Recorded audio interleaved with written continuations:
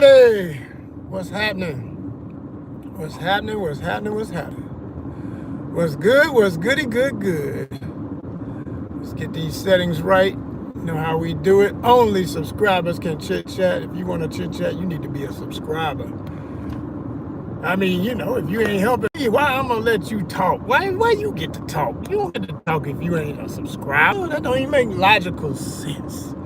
So we set that up just like that. What's happening, everybody? What's happening? What's happening? I am Joseph R. Wheeler III, the artist, the founder, and the president of the ONYXCON Foundation. It's that winning weekend, y'all. It's the one we've been working towards ever since sometime in July. I'll put it like that, because after our trip to República Dominicana, shout out to mi gente, all my peoples, all my Latinos, all my Afro-Latinos. What's good, what's good, what's good? Yeah, but after that trip, coming back here, and the aftermath of the finances of it all, we've been on rebuild. We've been on strict rebuild, and we are still in rebuild mode for the budget. But I always said, end of summer, the big hoorah, Labor Day weekend, we got to do it up, because Dragon Con is in town. Is part of the town. It's from Atlanta. And I missed the parade, y'all. I was going to get up early and do the parade. But see, I'm going to be real with y'all. This is what happens when we don't get the budget straight. When I tell y'all donate, when I tell y'all subscribe, you got choices. There's many ways to monetization. And I always say, if you ain't got the money, I understand. We're not that nonprofit that's here to make you feel bad and remind you that you got issues financially, because we do too. You know what I mean?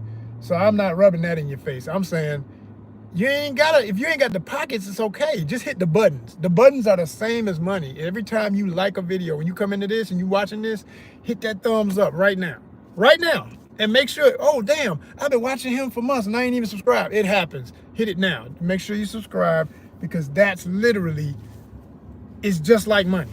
It's just like money. Over time, it's just like money. That's what monetization does. When we get onto the AdSense program, that's when everything should be looking upward. And there'll still be challenges, because there's always challenges, but we'll be in a better place. And that's the place we're trying to get to. So let's see how it feels over there. We don't even know what it feels like to be monetized like that. So let's get there and see what that feels like. Let's try them clothes on. You know what I mean? So yeah, make sure you hit the subscribe button. That's the main thing. Make sure you hit the bell too, so you get all the notifications, so you know when I'm going live. You know when I just dropped something, all the new drops, you're gonna get it first. You're gonna know when I'm live doing Busting Pixels. Last night I was playing Cyberpunk 2077, which I haven't played in months, but I've been coming back to it. I did it in a previous episode, and should have been 3 episodes up, but I've realized you got to check your signal every time you go live, because sometimes you think you linked and you're not. Because I had done one playthrough and I wasn't live. I thought I was live. I looked at it the next day. I was like, man, where's my video at? What the hell? Oh, damn, it didn't link. So that's just a little tip for my fellow YouTubers. If you do streaming, always check it on your phone, or whatever device, to make sure that you're actually live when you think you live. Because the PlayStation will say, yeah, you live, you ain't live. Sometimes it will happen. I've been live doing that show hundreds of times, and out of them hundreds, that has happened at least 5 times. You know what I mean? It sometimes happens. And if it's an issue of my old modem router, hey, again, I always say, this is why we need the budget. This is why you got to subscribe. Like, anything that's got a hole in it, anything that's got a problem, money gonna fix it in one way or another. In some ways, it ain't gonna fix everything, but it's gonna fix most of it. It's just what it is. We need the money so we can get the new modem, because I'm gonna need that anyway. For more technology coming in at some point, we're gonna have more equipment to use, and need to have all of that stuff linked up to Wi-Fi and all that. So you need a more powerful modem. If I'm doing more live streams, more live gaming, especially the gaming, they always say you want the most powerful modem you can get. So yeah, we need. And we have a link on our videos now. Sometimes you'll see it. It started with the one from Amicalola Falls. If you haven't seen that outdoor adventure, check that out, because we do multi-niche here. We're We're not just gaming, we're not just events, we're not just outdoors, we're not just travel, but we all the above and then some, you know what I'm saying? Comic book reviews, flip throughs of books and magazines, classic periodicals, you know what I'm saying? About to go down right now as I speak. I'm headed to, I'm giving y'all, this is the pep rally for going down here to DragonCon and getting some cosplayers, you know what I'm saying? I'm trying to get all I can for that. Do not have tickets to get in again. Oh man, you should go in. Did you pay for the ticket? Did you buy us a pass? No. You know, I say every time I think of something that's financially linked, I like to remind y'all that it's all money, because some people just act like everything just ought to happen just because you're doing it. Like, no, it costs money. Like, if you help us get this monetization, believe me, in the future, we're gonna always have a pass. We're gonna get into every convention. We're gonna be on the floor. We're gonna be outside. We're gonna be, you know, and it's nothing new to me. I mean, I just kind of started as a Comic-Con. That's what we were when we, in our inception from 2009 to 2018. Over a decade of content, over a decade of events. We did the doggone thing, you know what I'm saying? And then we transformed into a media network, serving you all this beautiful content. So that's what we're here for. That's what we're gonna keep doing. But I've actually been a panelist at DragonCon, what, 2-3 times? No, twice, but I think maybe 3 times. It's kind of get blurry in my mind on stuff I've been on, but yeah, I was a panelist on a special chat about diversity, and I was honored to be there with the legendary, he's now an ancestor, okay, but man, it's crazy. Wow. Yeah, it's gonna come back to me anyway. I'm just thinking about things. That's all. I think about many things when I say that. But yo, what's up? Somebody talking. Thank you for the contribution in the community. You always was.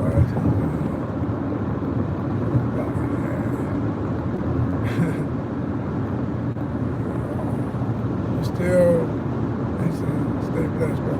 Yeah, man, no doubt. Thank you, Quan. Appreciate you. That's what's up. Thank you so much. Yeah. Let's make sure we get them thumbs up. If you're still watching, let's get the thumb on it. Make sure everybody know you like it. We appreciate you, man. We appreciate you. Much love. Yeah, you know what I'm saying? That's how we do. That's how we do it. And so, yeah, we going down here to DragonCon, like I say. Louis, that's who I was trying to remember the name. Lou Gossett Jr. was on a panel one year before he passed, and I was honored to be on that panel. Got a chance to speak to the man, shake his hand, and I'll never forget him looking at me saying, "I like that haircut," because I shave it bald these days. I was like, "Oh man, it don't get no better, yo. To have your head blessed by one of the greatest bald-headed actors of all time," I was like, "Yo, I'm good." As an actor, yeah, because I'm an actor too. I'm like, yo, I was so good for that. That was right on time, perfect. You know what I mean? But yeah. I've been on some panels and everything for DragonCon. Doesn't, you know, been a part of it in that way. To say, you know, even though I don't have a pass this year, can't get in. But you know, I'm saying that, but I'm laughing because I know how it goes. I didn't have a pass last year, but I was walking with somebody who was a panelist and had a pass. And we ended up in a crowd that took us into a building because I was interviewing them. And before I know it, I'm in one of the hotels. I'm in, you know what I mean? I could have went in one of the, well, no, I probably couldn't have went in one of the panels, because the panels, they be checking for your credentials. They want to see your lanyard. And I respect that, you know what I'm saying? As somebody who's done a convention, I ain't trying to, you know, I ain't trying to come with no drama. It's simple. It's like, yo, if I ain't really even supposed to be up in there like that, I didn't even sneak in. I just happened to be in, and it was like, I'll be damn, I'm inside. I ain't even, you know, it was like it happened. Like we were just talking. I'm walking with this person, and I'm thinking, yeah, okay, cool. Wait a minute, what the hell? I'm inside. You know, it's just like you realize it after, because we went to the food court, and I forget which building that is, but there's a food court that links all of the main hotels that are part of the DragonCon. And we ate there, and then after we left there, we were still doing the interview, because he had to go to a panel. And I end up in the dang, in the hallway where the panels are or whatever. But like I say, I couldn't get into those anyway. So that just led me to just kind of mill around, meet cosplayers, take pictures, have some fun that way. So we probably gonna do the same kind of vibe today. I'm just gonna focus on cosplayers, getting some cool pics with them, maybe a couple of short interviews. If I see people I know, which is highly likely because a lot of people know about ONYXCON, you know, if somebody, hey, what's happening, you know, I ain't seen them in a minute, we might chop it up on camera or something like that. Yeah, so that's what's coming with today. But now tomorrow, House in the Park. I got my ticket today. I got my ticket. And I'm up against the wall, like I keep saying, financially, y'all. So like, yo, if you got it, I need it back, for real. We need like, I mean, $5, $10, $20, 20 preferably, 20 and up is right on time. You can always donate directly via Venmo at ONYXCON on Venmo, ONYXCON@gmail.com on PayPal, and #ONYXCON for Cash App. Send it today, because I need to renew the budget, because I'm playing with money that I didn't even really have, even to buy that ticket. And it's sad to say that, but I'm transparent as a nonprofit. I want y'all to know the reality of how hard it is to do this. It ain't easy. It's all this gas, you know. It's all this time editing. It's all this time coming up with a concept and picking the right music to go behind something, making sure everything is copyright good, setting up interviews, scheduling. Oh my gosh, the scheduling, Lord. And there's been so many would have been amazing interviews in the past year and this year that never happened just because, you know, people be busy, man. Stuff be going on with them, and sometimes they honest about it, sometimes they not. When they finally fess up about it, you be like, dang, why didn't you tell me, bro? I'm up here planning stuff. I'm sorry, man. Oh, baby. Can't stand that. just be upfront, like, yo, I ain't got it, man. I ain't got no time. I know they be excited for the opportunity, but then they're like, do you really have the discipline and the schedule to make it happen? Because once I lock it in, I'm locked in. Let's go. You know, we're going to do it. So, you know, like I said, come hell or high water, House in the Park, I have to go. Don't know how we going to pay this bill and that bill, but we got to go. Why? Because it's going to pay other bills later. It's seed money. It's going to feed ONYXCON later. It's feeding ONYXCON now, to this day. We have a video from last year. If you haven't seen it, make sure you check that out. It's real fun, and it's still getting numbers. 8,000 plus.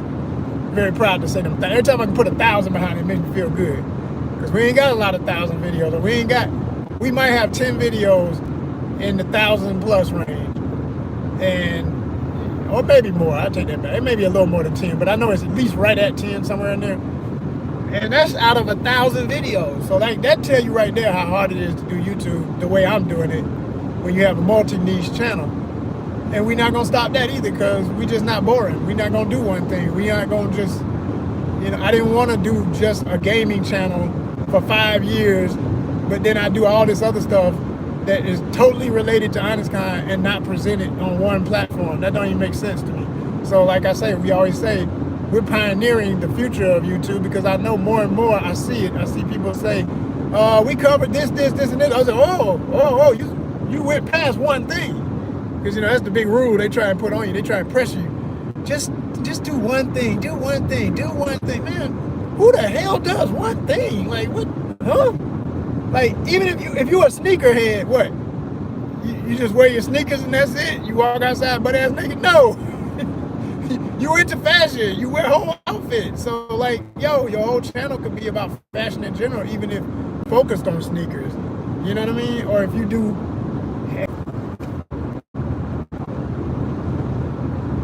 These algorithms, we don't even know the specifics of. Don't let them dictate to you what speaks to your heart. If something in you wants to do a channel about dog walking and also playing with cats and also going on vacation and also cooking and also how you like to go travel, or like, you know, whatever you love, just put it out there. It's your channel. It's yours. And people will love you for it. We got to remember, human beings make all of this possible. They get us in this thing where we always talk about algorithm, like, man, y'all realize y'all are like bowing down to the point where you forgetting AI is just a tool we made? Like, AI serves us. It ain't the other way around. As long as you keep it in that perspective, it's fine. That's how I look at that. long as you keep it where AI is serving you, you ain't serving AI, then you good. You get to the point where you worshiping the computer and the computer telling you what to do, you got a mental problem. You done lost your mind. You the reason the computer knows what to do. We give it data. It analyzes what we think, what we say, what we do next, and it puts it back out to us and what it thinks we might like. And that's how it comes up with these algorithms. It's literally calculating, well, so-and-so clicked on this many videos about cars. He must really be a car person. Okay, so every time you go in and look at YouTube, they show you 50 car videos. But the same person also is a foodie, and they love burgers, but they also love seafood. So if they watch two more videos about burgers than they do about seafood, they start showing them more burgers. And the person like, damn, I still want to see more about that seafood too. So this is why I say I feel like a pioneer of the future of this and other mediums like it. YouTube is going to change, like everything. And this is conventional wisdom. You can take it or leave it. But I know what I'm saying is fact, because I've lived it in other parts of my life. Whenever somebody starts telling you the only way to do something is this one thing, that's bullshit. I'm sorry, that's bullshit. Ain't no other way to put it, that's bull. Because everything is on a 5 to 10 year clock. I don't know what year we're in for YouTube to make this change I'm talking about, but I can guarantee you within the next 5, 10 years, we probably already in the 3rd year right now or something. So next 2 years, you're gonna see YouTube say, we have a new part of our algorithm that caters to multi-niche channels. Just remember, me and others were saying this before it became a thing. I'm telling you, it's gonna happen. It's gonna happen. They're gonna start talking about, we need multi-niche coverage because our advertisers, the bottom line is simple. You know, advertisers say, man, all that one niche mess is not getting our voice out enough. And if you just putting one type of commercial on certain videos because you think that's the only thing the people who watch that video would like, you're missing these people. People are way more complex. You know, yeah, people will focus on something they love. They do have their favorites.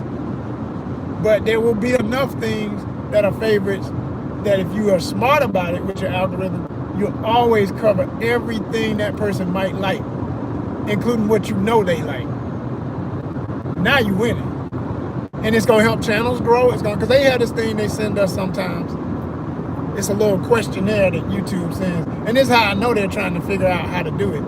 Because most YouTubers might not, I'm saying this, are guessing it, because we all get annoyed with little questionnaires and things that take up time in our day that we don't want to spend time doing. But it'll ask you all these questions about how satisfied you are with being a YouTuber. Do you feel that it's fair with showing your content versus other content? And you know, every time I'm like, no, hell no. You know, I am starting to notice, I see my own stuff as recommended to myself sometimes, and I assume that's their way of saying, we're showing you what we show other people, so we are recommending this video or whatever. Like, okay, all right. So it's starting to happen now that we got 1,000 subscribers. But there was a time when that wasn't happening at all. You know what I mean? That was not happening at all. And it still don't happen nowhere near enough. It's like a little, it's something I can count once a month, quite frankly, when I notice it happen that way. So it's not something typical. It's something that happens ever so often. And I really think that they know it's failing them because, you know, I've seen enough channels where people complain and say the same thing. We all, as YouTubers, those of us who haven't gotten monetized, those of us who are, you know, got lower numbers, know that we have quality content.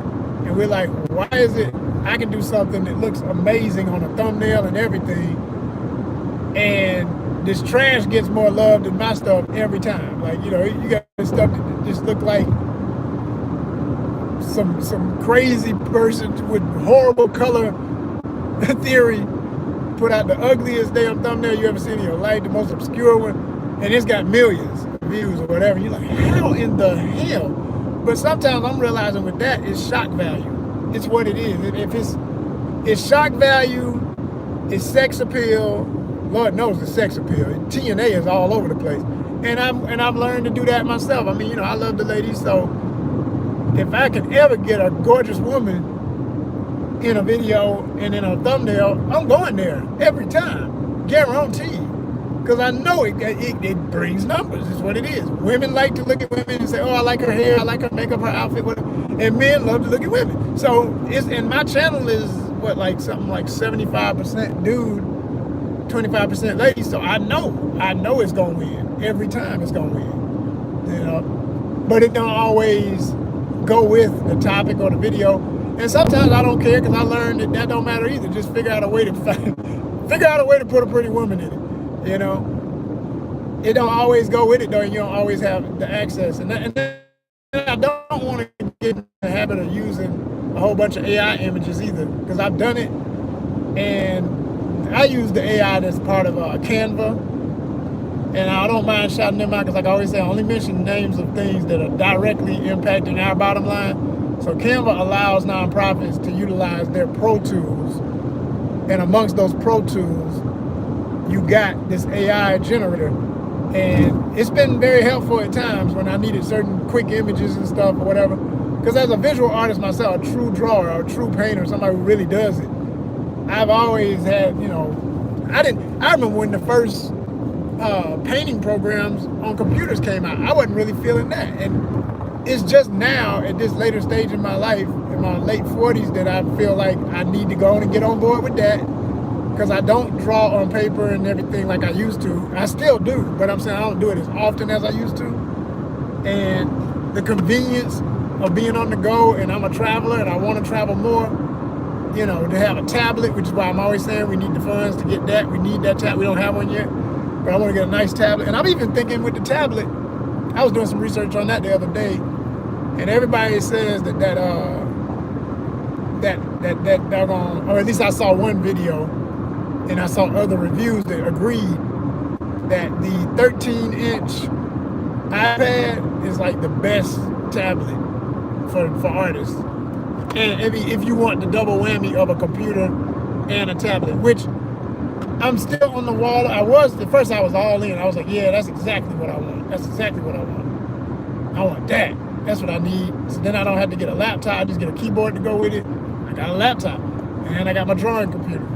So I like the idea of that, but the only thing about it is it's the price. The price is, man, Apple stuff just, they are not forgiving at all. They just gonna kick you in the head with it every time. And I've been an Apple person most of my life. I mean, literally the first computer I ever used as a kid, when we had the little computers. Anybody born in the 70s and 80s, or better yet, 60s and 70s, late 60s, 70s, y'all know what I'm talking about. Them tan computers with the little Apple logo, the little rainbow Apple logo. Those are the ones we had in my elementary school. The first computers I ever used in my life. Later on after that, we used IBM. IBM was all it was. PC, floppy disk, all that stuff. And I know the young folk are like, what the hell's a floppy disk? Yeah, you gotta look it up. Y'all need to know this stuff. It's history. Just know it. Know it to understand how far things have come in a matter of decades. Just in a matter of decades, huge advancements. Huge advancements. So imagine where the hell we're gonna be in the next 20 years. Good gosh. We really are gonna be moving screens around in the air and stuff like we see in sci-fi movies.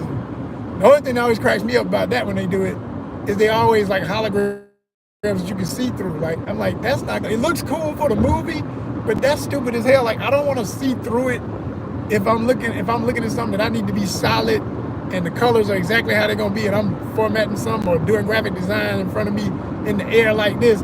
That thing better be solid and like literally like a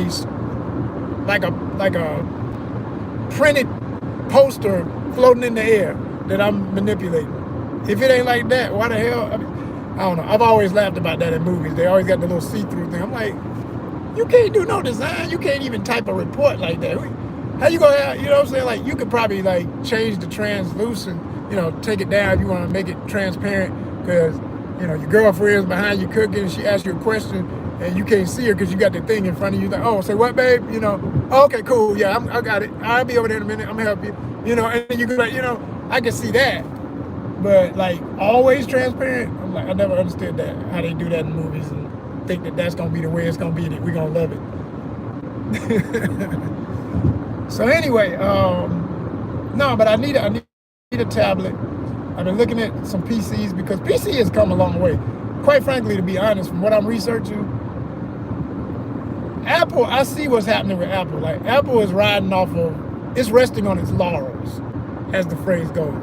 They're resting on their past achievements, on being the bomb for so many years, and the most expensive, most fancy computer systems. And because PCs have always been plagued with viruses, you know, people like myself, I always say, yo, I'd rather spend all this money knowing it's overpriced, but at least I ain't got to ever deal with a virus. But here's what has started happening, or at least I've noticed. Like, first of all, Apple made that. See, it's funny with Apple. Like, when something happens with your computer, they never say you have a virus. They always say, you had a failure. Would you like to report it? your something happened, and then they give you all the gibberish in the report and everything. It's like, but no one ever wants to outright say a virus has hit your computer, or something is a bug in your computer, or something is wrong. They don't ever want to say that. They always want to talk around it, use different wording and everything. But like, Apple's are now having issues. Like, I can't tell you how many times my computer is not, it's pretty old, I can't front, considering what, I don't like thinking this is old, but this is how modern technology is. If you got a computer I got a desktop that's probably, I'm not even sure, but I think it's like 2016. You know what I mean? Yeah. Okay, yeah. It's older, right? Because they don't want nothing to last past five years. After that, your stuff's supposed to be old, which is ridiculous to me. But you spend all this money and now it's old in 5 years. That's so, you know, because I have access now to a PC, and I'm thinking, well, maybe I need to be more PC savvy. I've even thought about it for how gaming it goes, because every time I see some super cool advancement on some game like Cyberpunk 2077, and I'm thinking this is some update that I can get with a console. No, it's only for PC, because it's some damn hack that somebody that came up with. And I mean, maybe hack's not the best word. Y'all know the word I'm trying to say. Modifications. It's the modders. The mods come up. But I mean, let's be real now. Even with that, I'd be skeptic, because I'm like, how many of these modders are legit, not hackers, not putting something on your computer? You put the mod on just because you want to be able to do something in the game that wasn't originally part of the game, and this shit mess your computer up. Man, please. Hell to the no. You know, maybe I just don't know enough about that world yet, because I know there's somebody saying, oh, no, you just have to go with the best modders. Some of them are certified, because I'm seeing that some of them must be certified by the actual gaming companies, and they somehow work with the modders. They may even hire the best of them, because if they got a really good idea, they like what they came up with and they add it in or whatever. So I don't know. I know it's different for different companies with gaming, but I have considered that to expand my stuff too, because once I realized, oh, okay, you don't have to actually sit there and play on the computer. You can connect your computer to your TV. You can still have your joystick. You know what I'm saying? You still have your controller and everything. Because I ain't typing no damn. I don't type fast, and I ain't clicking no keyboard to play no game. That's just not my life. So yeah, I can see myself getting more even into that a little bit. So with all that in my mind, I think, well, maybe one of those PC connectable tablet with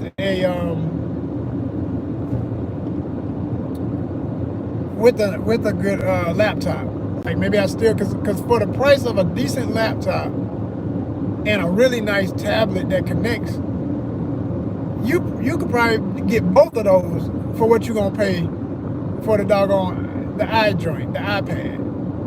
You know, that's damn near $2,000, $1,500. I'm like, whew, damn. You know, instead of going there like that, You get 2 computers for the price of one.